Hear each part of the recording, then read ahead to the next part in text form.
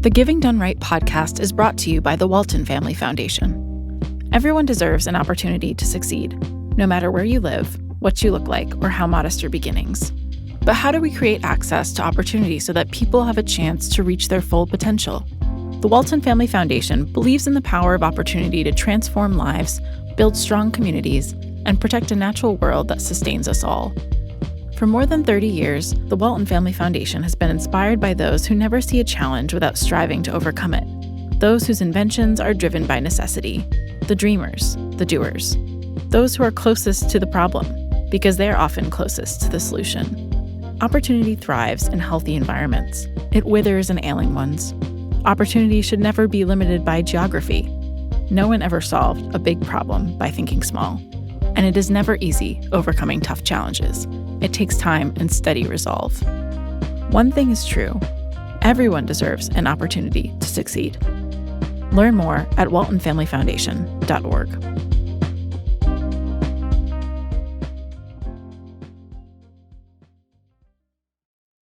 I would still say in your orientation as a family, don't make it about you.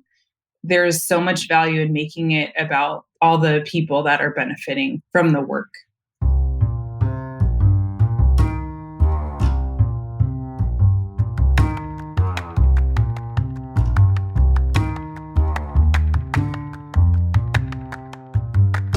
Welcome to Giving Done Right, a podcast on everything you need to know to make an impact with your charitable giving. I'm Grace Nicolette.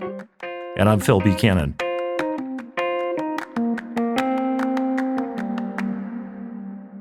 So today, we're thrilled to talk with Julie Aleman, Executive Director of the Younger Family Fund.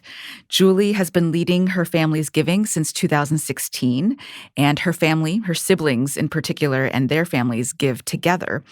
The Younger Family Fund exists to support outstanding leaders and their nonprofits in order to improve the lives of vulnerable people around the globe. And prior to becoming executive director of the family's fund, she spent 8 years as a nonprofit fundraiser, was also a consultant at Stanford University's Effective Philanthropy Learning Initiative. I really appreciate Julie's openness about the family dynamics that one navigates when giving together with their siblings, about the need to actually trust nonprofits, to trust the people you're trying to help, about what she's learned being on the other side of the table. Really, really interesting conversation. Yeah, and oftentimes we hear from donors that they wish they could just sit down with someone and hear the real nuts and bolts of how to get started, or, how do you overcome some of these family dynamics? And I think this conversation is full of little stories and nuggets that I'm going to be thinking about for a long time. So I'm excited to dive into this interview. Here's Julie. Julie, welcome to Giving Done Right. Thanks for having me. So we're excited to have you on the show because you give very thoughtfully with your family. Could you tell us a little bit about the story about giving and your grandparents, and also about what you do now with your family's giving? Yeah. So when I was young, my grandfather at every Thanksgiving would start sending us a check in the mail for $25. And he told us at Thanksgiving to try to make someone else's holiday season special and better. And the only requirement was to report back on how we decided to spend it. And I think what was really special about that was he at that time had an AOL account and would email out his list of all the cousins and just write our name and then a little blurb about what we gave to. And we could just see what everyone's interests were, which totally ranged from food banks to giving to our church, to buying like a toy for somebody, to doing something at an animal shelter.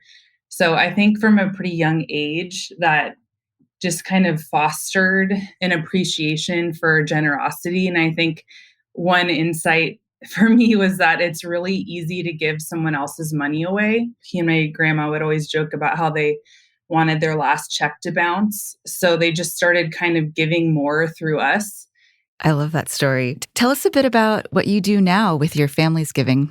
So now I'm the executive director of our family's donor advised fund called the Younger Family Fund. And I'm basically in charge of meeting our goals around finding outstanding leaders that are working with vulnerable populations in a variety of areas. There's healthcare and delivery, education, economic opportunity, justice, and spiritual development. And we have about 80 organizations that we're funding, but I really focus my time on 40 to 50 of them. And then the second part of what I do is really try to foster family connectedness and using giving together as a way to build our friendships with one another and practice generosity together and also learn about being stewards of funding together. I'm sure there are probably upsides and downsides to giving with your family. What are some of the challenges, and how do you all make decisions together about where to give? Well, I would say one of the biggest challenges for me personally is wearing multiple hats as the executive director and really leading the strategy and direction, but also being an equal voting and participating family member and wearing that hat, where I want to allow other people to feel space to voice their concerns or what they're excited about and have an equal way of participating. I have two siblings. I have a twin sister and an older brother, and two of us are married. So the five of us participate together. And I'd say the second that has sort of emerged is our family has really changed over time, not just with growing up and some of us getting married, but for example, my dad and my mom divorced since starting the fund together, and now he's remarried. Another piece is that I don't talk about a lot, but my mom is physically and mentally disabled. So we actually have a participating member in our giving who has her own limitations, but also finds a lot of joy and value in participating. The last thing I'll say is my twin sister isn't yet married. So I need to figure out, again, ways to help her feel valued as a single person when many of us are discussing decisions kind of using we language, and a lot of our shared experiences have to do with our spouse. So how can we continue to make it inclusive and special for her? It does seem like you wear a lot of hats. I feel like it's such an ideal, I think sometimes, that folks want to be able to give together, right, with their loved ones. So I'm curious if you have any advice for folks who are just starting out on this journey. One of the pieces of advice I have is just as much as possible, I think, to start practicing generosity early. I think all of us were more willing to get involved because we had that experience with my grandpa and saw the value in that at a young age. We started giving early together as recent college grads. And I think what really helped us was it was very unstructured. There weren't strings attached, and there was a high level of trust and curiosity about what we were interested in. We kind of had free rein to create something on our own that wasn't really prescribed by our parents. I'd also say just start small. We really had a good 10 years of practicing different things and changing things up and making it work for our group of 3 to 5 people. And you all take trips together around the giving. Tell us more about that. Yeah, so that's another piece of advice I'd say is have fun. Don't make it all about business. Back as recent college grads, our first trip, which we named the SIBS trip for siblings, we thought it'd be really fun to climb Half Dome together in Yosemite. So we booked a campsite and did an overnight hike, and we were all in varying levels of being in shape. And it just led to some really hilarious first memories of the 3 original SIBs. But it was probably 90% fun and shared experience and 10% talking about giving. And that worked for us. But we made a weekend out of it, kind of, again, at the encouragement of our parents to just go and be together and talk about it. I keep thinking about all the people I know whose sibling relationships have been torn apart in really tragic ways over money in families that, like yours, have had this challenge or that challenge, but then rather than coming together in the face of those challenges, the siblings ended up arguing about who gets what. It seems like money and the giving of money has actually been a source of connection and cohesion for you and your sibling that's held you together. But is it also sometimes a source of tension? How would you reflect on that? I would say for the most part, it has been a source of connection. We've all had our own processing with what it means to be in a family where we are asked to give together, and that's taken time.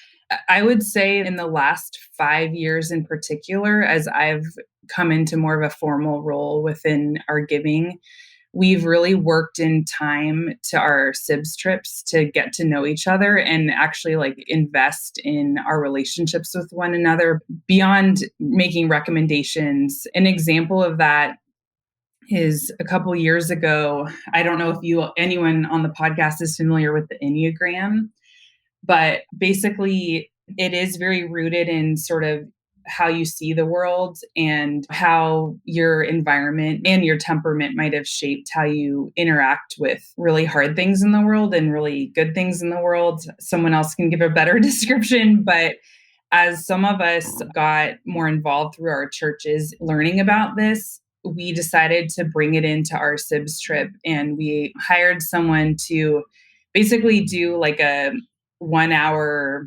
conversation / interview with each of us and recommend what they thought our Enneagram type was. And the big question was, how might this influence how we treat one another when we get together and how we interpret each other's interactions? And some of that is conflict. I have very vivid memories of a couple grant recommendations just getting really heated and maybe accidentally tearing some people down because of the passion that was behind that recommendation. So having that self-awareness and also vulnerability with, hey, here's how I am, here's what I resonate with, and I want to share that with all of you, and this is how this might play out. For me, for example, I really don't enjoy conflict. And so when that comes up, I might naturally retreat or try to just have everyone get along. And that might play out even more strongly because we actually are siblings.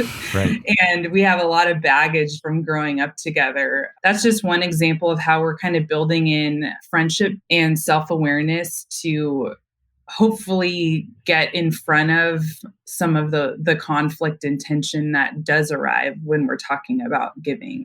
I'm so struck by just the intentionality in the investing in those relationships and how important that is.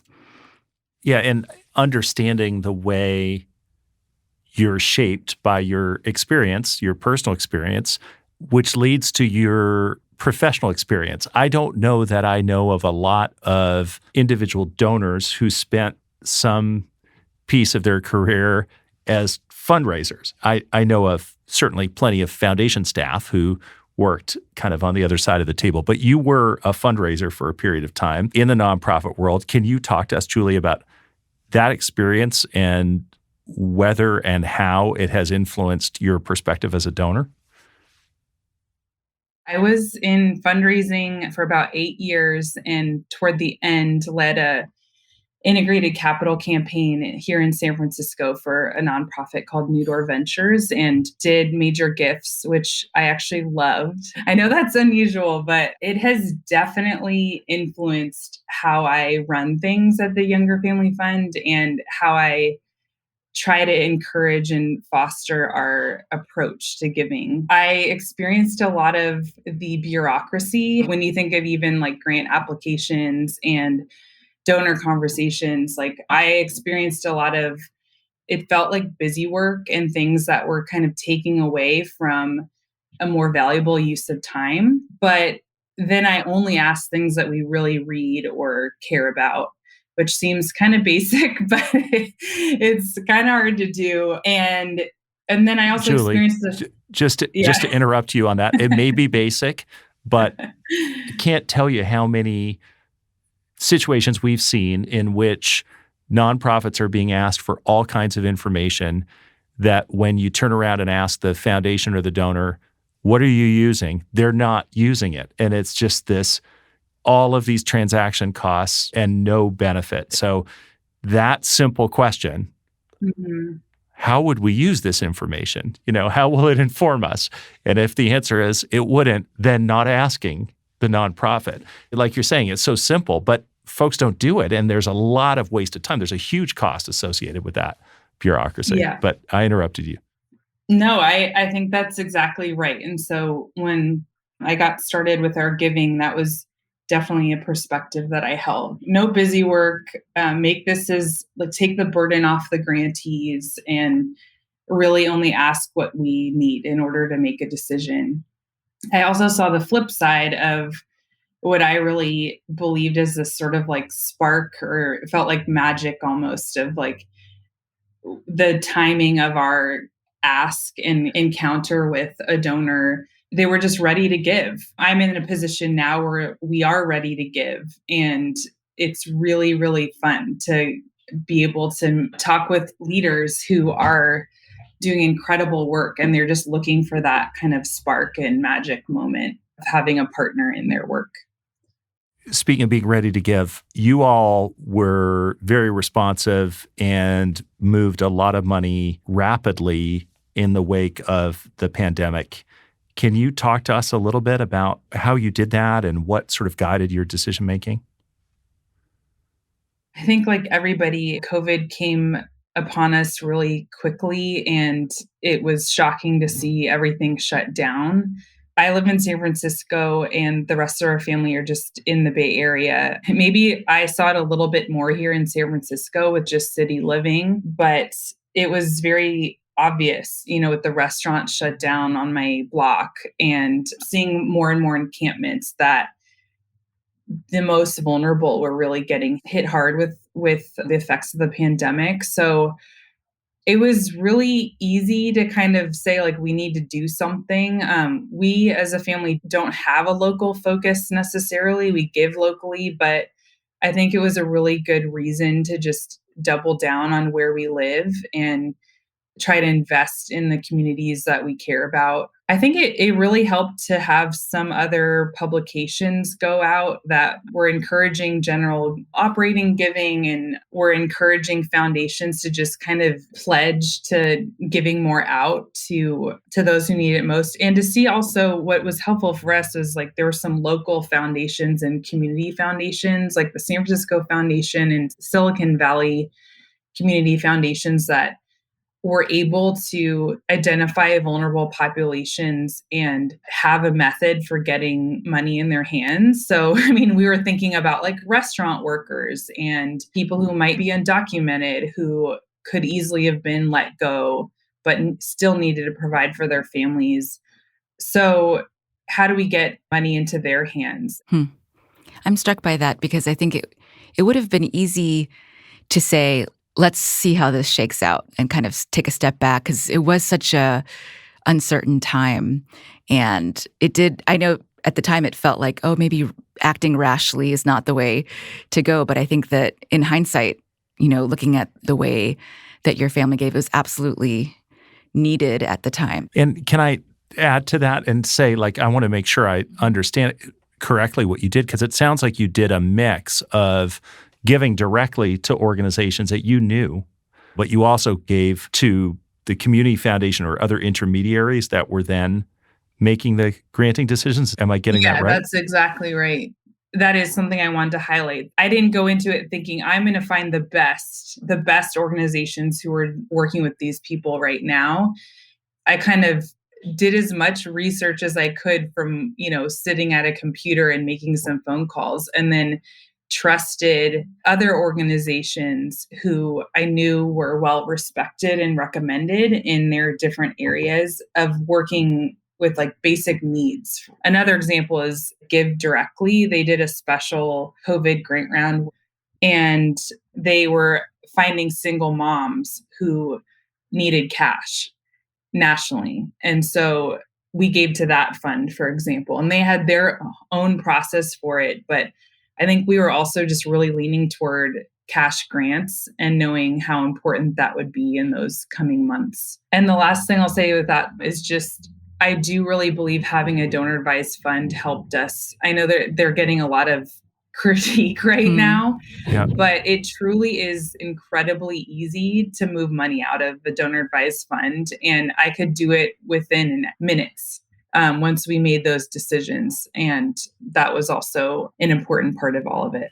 Julie, you're talking a lot about trust, and there are various levels of that trust. So you're talking about trusting others who might be closer to issues to select nonprofits. You're talking about trusting nonprofits, not putting them through needless bureaucracy. You're also talking about giving directly, which is really about trusting people like the single moms you described to actually make choices about what is best for their life, which honestly, they'd be in the best position to know.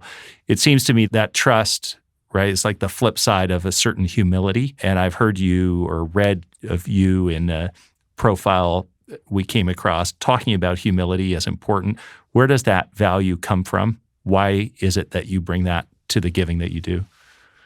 There's a few different things it would come from, in my opinion. One is we kind of have a pretty, I would say, like a greater story as a family. We've had to deal with a lot of challenges growing up with a mom with disabilities, also seeing, I think, how money has really helped provide for her and meet needs that we would have had a very different trajectory without my dad's career in venture capital and being successful with that and being able to provide for all of us and everything that she needed. I think it also does come from a strong family culture that is rooted in the Christian faith of really looking out for others and really being called to care for the poor.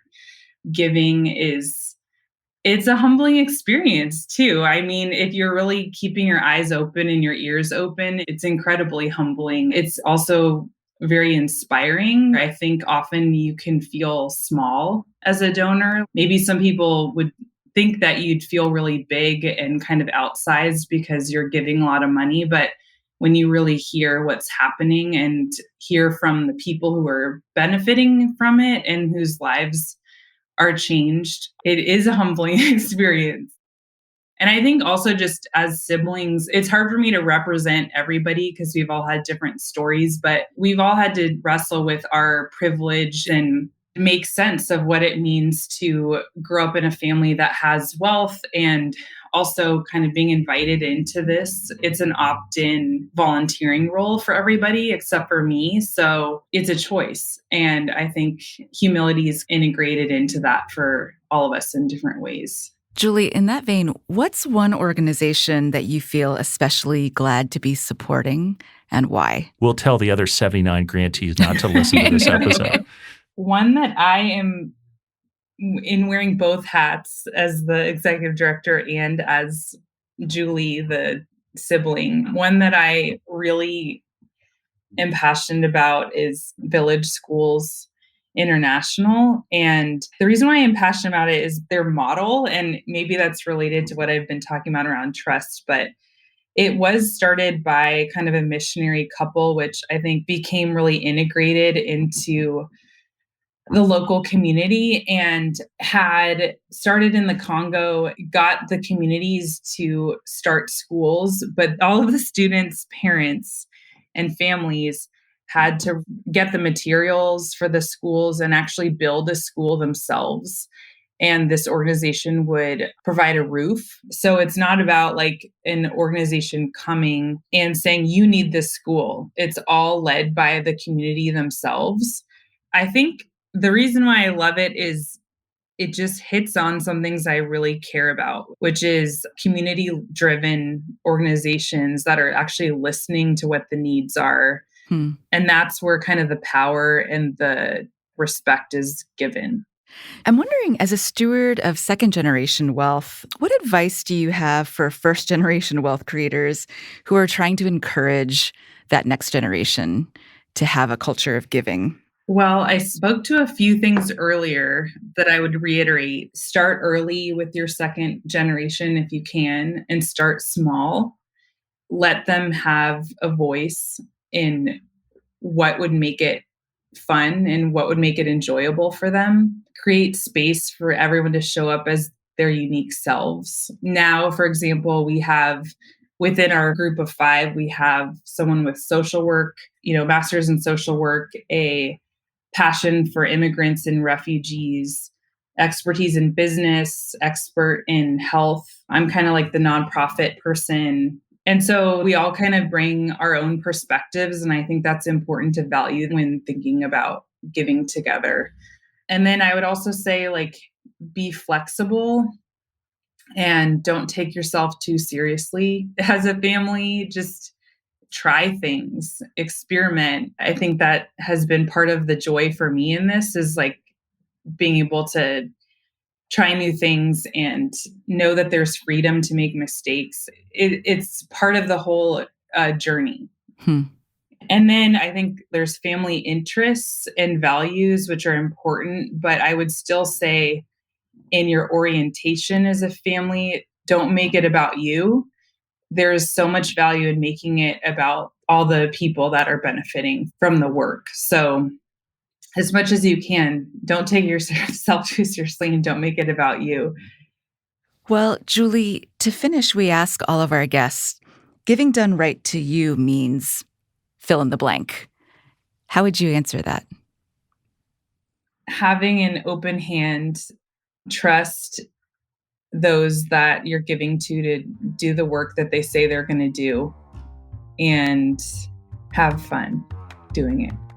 I love that. Thanks for joining us, Julie. You're welcome. Thanks for having me. Grace, what'd you think of our conversation with Julie? I loved it. I think some of the stories that she talked about, like her grandfather giving all the cousins some money, or the sibling trips, I think that they just stick in my mind, right? These are things that I think any family could try. You don't have to necessarily be a major donor. And I just feel inspired by it. I think that's something maybe that I'd want to try with my kids. I kind of tried to make this point when we were talking with her, but money so often tears families apart, but money has held them together in some ways. And I thought that was powerful. Also love, as I'm sure you did, just the trust that she places in those that they fund. Yeah, definitely. I mean, I think that it could have been very easy for her to step back and say, I'm going to wait till this shakes out. But they acted really quickly, and they didn't let the perfect be the enemy of the good. And they asked other people for advice. They knew who to trust in terms of experts. And so they didn't have to be the expert on everything. And so they moved the money quickly, which ultimately is what mattered. Yeah, exactly. And there's certain respect that she brings for those who are in the position that she was in when she was raising money, right? She respects the job that is done by people working day to day in nonprofit organizations. And that comes through in how they approach. Yeah. I'm also just struck how she mentioned there is a greater story of their family, right? And they have done the work to understand that story. They have wrestled individually and together about their family history and also their relationship with money. And that is a really powerful journey that now informs so much of their work. Yeah, absolutely. I love what you said at the opening about how we're constantly asked, hey, who can you introduce me to so that I don't make a bunch of predictable mistakes? And I really am asked that all the time by donors. And I think if people listen closely, as I know they did, they can avoid mistakes and they can follow her words of wisdom, and they'll be better givers as a result. So Phil, where can people go for more information about effective giving? In addition to our website, cep.org, and also givingdoneright.org, which has all our podcasts, episodes, and show notes, folks should also check out National Center for Family Philanthropy, ncfp.org, which has a lot of great resources related to some of the issues that we touched on in today's episode. You can find us on Twitter at Grace Nicolette and at Phil X. Buchanan. You can also send us a note with any suggestions or comments at gdrpodcast@cep.org. Big thank you to our sponsors, Walton Family Foundation and also National Philanthropic Trust. If you like the show, please leave us a review on Apple Podcasts. It does really help. Thanks again to Julie for joining us.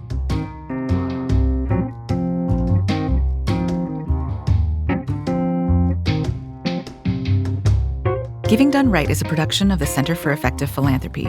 It's hosted by me, Grace Nicolette, and Phil Buchanan.